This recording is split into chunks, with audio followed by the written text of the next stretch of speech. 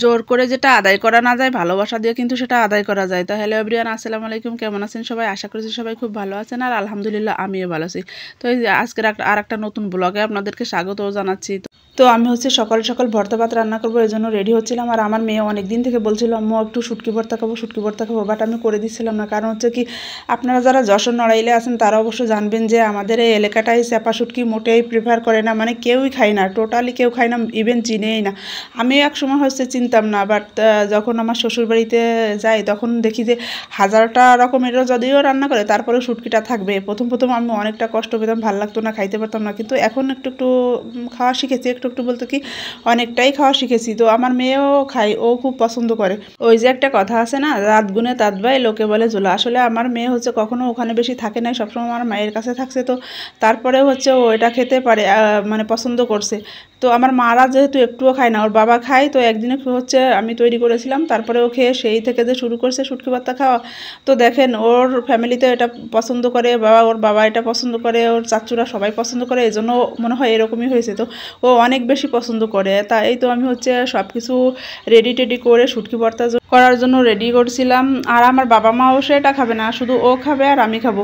আমার হাজব্যান্ডের এটা অনেক বেশি পছন্দ। আপনি যদি গরু মাংস রান্না করে দেন আর একদিকে শুটকি ভর্তা দেন, তো গরু মাংস না খেয়ে শুটকি ভর্তাটাই খাবে, এত বেশি পছন্দ। আর আমিও খেতে খেতে একটু ওরকমই মানে মোটামুটি পছন্দ করা দৌড়েছি আর কি।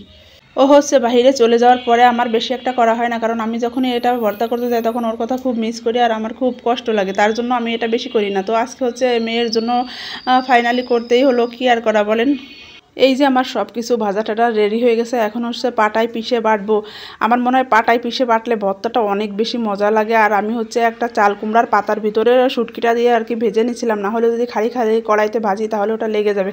আর এদিকে হচ্ছে ভাতের ভিতর টমেটো সেদ্ধ দিয়েছি, ছোট ছোট দেশি টমেটো, এগুলো মানে বিশ্বাস করবেন না, এটা ভর্তা করে খাইলে যে কত মজা লাগছিল।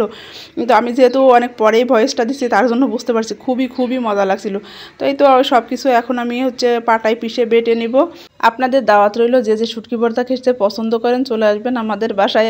দেখতে দেখতে একটা বছর হয়ে গেছে, আপনাদের ভাইয়া মিশন গেছে, আর এই মাসে চলে আসার কথা ছিল, বাট উনার মিশন হয়তোবা আর একটু বাড়ছে, এই জন্য আরও হয়তোবা 2-4 মাস আমাকে অপেক্ষা করতে হবে। আসলে কথা হচ্ছে কি, আল্লাহ হচ্ছে সর্বোত্তম, সবচেয়ে উত্তম পরিকল্পনাকারী, তিনি যেভাবে পরিকল্পনা করেন সেভাবেই হবে। তো আর কি করার, যেভাবেই হয় আর কি, 2 মাস থাকে না 4 মাস থাকে, আর বেশি বলতে পারি না। তারপরেও যখনই আল্লাহর হুকুম হয় তখন হয়তোবা আসবে, রিজিক যতদিন আছে ততদিন ওখানেই থাকবে।